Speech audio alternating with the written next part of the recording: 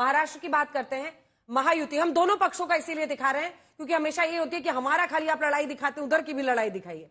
तो उन्होंने जो जो अपनी तरफ से जानकारी दी है मीडिया के जरिए, महायुति ने 260 सीटों पर सीट शेयरिंग तय कर लिया है। 28 पर बातचीत चल रही है। खबर है 260 में बीजेपी जितना लड़ी थी पहले, 142 सीटों पर लड़ेगी। 99 सीटों पर प्रत्याशी घोषित भी कर दिए बीते दिन। शिवसेना जो शिंदे गुट है वो 66 सीटों पर लड़ेगी। एनसीपी के खाते में 52 सीटें आएंगी। वहीं इंडिया गठबंधन में अभी 200 सीटों पर दावा, जो सहमति का दावा वो अभी किया जा रहा है, लेकिन कितनी सीटों पर कौन लड़ेगा इसको लेकर चर्चा नहीं है। एसपी भी, समाजवादी पार्टी भी वहां पर मांग रही है 12 सीटें।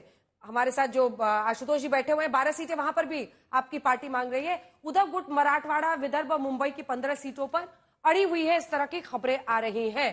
दुबे जी के साथ शुरुआत करते हैं। दिखाइए दुबे जी को। दुबे जी, मोर्चा संभालिए। उन्होंने तो सीट शेयरिंग में 260 सीटों पर जो सहमति बनी है उसके नंबर्स दे दिए हैं। बीजेपी ने पहली लिस्ट भी घोषित कर दी है। आप लोग का मामला क्यों नहीं सुलझ रहा है दुबे जी? अंजना जी नमस्ते। नमस्ते। देखिए, ऐसा है कि कांग्रेस पार्टी 1885 में बनी है, हमारी पार्टी 1966 में बनी है। कांग्रेस एक बड़ी पार्टी है, पूरे देश में अनेक राज्यों में इनकी सरकारें हैं। तो हम तो इनको एक मित्र के नाते यही कह रहे थे, 4 दिन पहले भी कहा था कि हरियाणा के चुनाव को देखते हुए अति आत्मविश्वास में मत बह जाइए। आइए एक साथ बैठकर एक महाविकास आघाड़ी, एक इंडिया गठबंधन बनकर भारतीय जनता पार्टी के कुनीतियों का विरोध करते हैं और एक अच्छी सरकार, स्थिर और स्थायी सरकार महाराष्ट्र को देते हैं। लेकिन कांग्रेस पार्टी के जो महाराष्ट्र राज्य के नेता हैं वो बार बार एक ही चीज कहते हैं, हमें दिल्ली जाना होता है, हमारा हाईकमान दिल्ली में होता है, हम उनको सेंट्रल इलेक्शन जो कमीशन की मीटिंग होती है, हमारी जो सीसी की होती है उसमें बताना होता है। तो हम एक ही चीज उनसे हाथ जोड़ के कहते हैं कि प्रभु जल्दी करो, 22 अक्टूबर से नामांकन शुरू होना है, 29 को लास्ट तिथि है, जल्दबाजी करो, क्योंकि ऑलरेडी बीजेपी ने अपने 99 उम्मीदवार उतार दिए हैं। तो कांग्रेस कह रही है घबराइए नहीं, बातचीत चल रही है। इतना मुस्कुरा के जो ये एक बोरा नमक आज आप लेकर आए हैं अपने साथी के मलहम घाव पर डालने के लिए, ये अच्छी बात तो है नहीं है? मुस्कुरा के कितनी खरी खोटी सुना गया आप अभी जी। मैंने क्या गलत कहा? मैंने क्या गलत कह रहा हूं? एक बड़ी पार्टी, राष्ट्रीय पार्टी जो 1885 में बनी है, हम उनको सलाह दे सकते हैं, उनको कुछ सुविधाजनक बातें बता सकते हैं। अब उनकी क्या रणनीति है, कैसे काम कर रहे हैं, यूपी में कुछ कर रहे हैं, हाईकमान की बात करते हैं, कर रहे हैं, महाराष्ट्र में कुछ कर रहे हैं। दुबे जी क्या कहते हैं? बार बार दिल्ली से फैसला होगा, हाईकमान। 3 पार्टियां हैं, हाँ,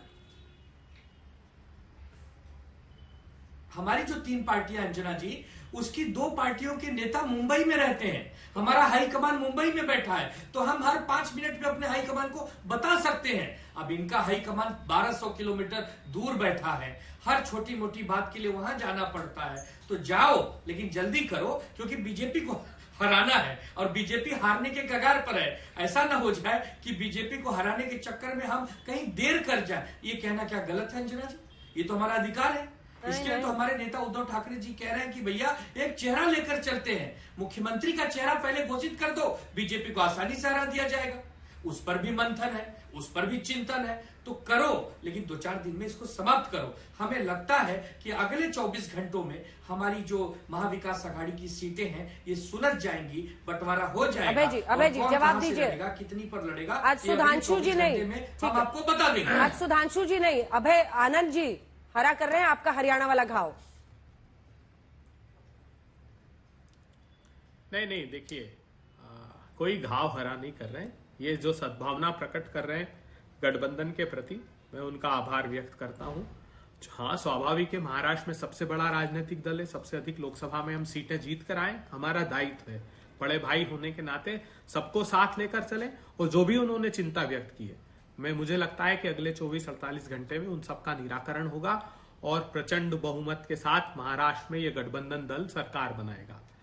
जो भी उन्होंने अपनी सद्भावना और चिंता व्यक्त की, पार्टी को से उसको अवगत कराएंगे, लेकिन ऐसा कोई वक्तव्य हम लोग देने वाले नहीं है जिससे भारतीय जनता पार्टी को लाभ हो, क्योंकि महाराष्ट्र मानस बना चुका है भारतीय जनता पार्टी। अब आप उस पर जितना भी ढक्कन लगाइए, महाराष्ट्र को ये बात तो हो गया। इन लोगों ने 50। नहीं, आप जितना भी नहीं, ढक्कन ढक्कन लगाइए, नहीं। दुबे वर्सेस अरे दुबे हो ढक्कन गया। तो इन्होंने खोलकर ढोल दिया भ्रष्टाचार का। आनंद दुबे जी फिर आपको कुछ बोलना चाहते हैं? आप देखिए, आनंद दुबे जी बोल लीजिए। पवार को ठीक है, आनंद दुबे कुछ बोल रहे हैं, हाथ उठा रहे वो हैं, जल्दी से 70,000 करोड़ रुपए का आरोप अभय जी, लगा रहे मेरा थे। ये कहना अजीत है पवार जी कि पर। हमारे गठबंधन में कोई बड़ा भाई छोटा भाई नहीं है, हम सब समान भाई हैं, हम सब समान हैं, इसीलिए समान का अधिकार चाहते हैं, समय पर समानता और समय पे सम्मान दोनों चाहते हैं अभय भाई। इसके लिए हम आपसे निवेदन करते हैं कि जो दिल्ली में आपका हाई कमांड बैठा है उनसे निवेदन करिए कि 2, 5, 10 घंटों में सीटों का बंटवारा कर दिया जाए, क्योंकि बीजेपी को हराना है। बीजेपी के साथ साथ एक महायुति को हराना है जिसने महाराष्ट्र की जनता को लूटा है, महाराष्ट्र की अस्मिता और सम्मान पर प्रहार किया है, हमारे छत्रपति शिवाजी महाराज के स्टैचू के साथ खिलवाड़ किया है, हमारे रोजगार, हमारे युवाओं के रोजगार के साथ खिलवाड़ किया है। उनको हराना है। उनको हराने के लिए अपने हाईकमान से कहो कि जल्द से जल्द महाराष्ट्र में सीटों का बंटवारा कर दे और समाजवादी पार्टी को कितनी सीटें देनी है उसका भी खुलासा कर दे। ठीक है, बृजमोहन जी से एक रिएक्शन ले लूं, उसके बाद मैं आ रही हूँ। सुधांशु जी बीच में थोड़ा सा मुस्कुरा रहे थे, उनको लगा कि अब मुझे ज्यादा बोलने की जरूरत है ही नहीं, हमारे पुराने साथी ने मोर्चा संभाल लिया है।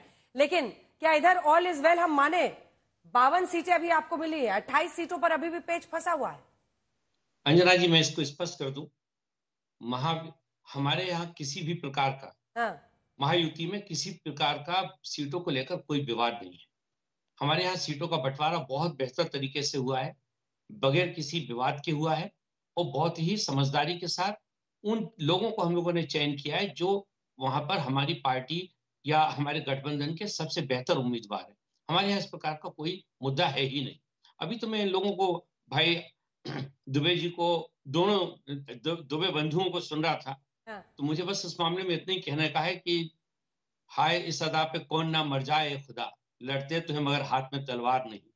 तलवार के बगैर जो लड़ाई हो रही, क्या कहने? बृजमोहन जी, आज आपने एकदम एक शायरी से आपने पूरी सिचुएशन इतनी अच्छी। जल्दी से सुधांशु जी और अभय दुबे जी को दिखा दीजिए। हम जल्दी से एक रिएक्शन दोनों से ले लें। हम झारखंड की बात कर रहे थे, वहां भी दिखा दें। एनडीए में 62 सीटों पर BJP 810, JDU 2, LJP R 1 seat पर चुनाव लड़ेगी। इंडिया गठबंधन में कांग्रेस और जेएमएम मिलकर 70 सीटों पर, वहीं आरजेडी और सीपीआईएमएल 11 सीटों पर चुनाव लड़ेंगी। जल्दी से एक रिएक्शन, वक्त बहुत कम है। दुबे जी देखिए, आज आपको आईना वहां से आनंद जी दिखा रहे हैं। अंजना जी, आनंद जी जो कह रहे थे उसकी गंभीरता को समझिए।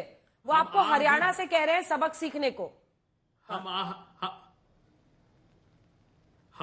आह भी भरते हैं तो हो जाते हैं बदनाम, वो कत्ल भी करते हैं तो चर्चा नहीं होता। अरे वहां देखिए तो सही क्या हाल है। अरे जो हत्या करने का आरोपी है, जो जेल में बंद है, उसके परिवार को टिकट दिया, टिकट 2 लाइन में जवाब शिंदे सुधांशु जी, 2 लाइन में जवाब सुधांशु जी, टाइम खत्म है।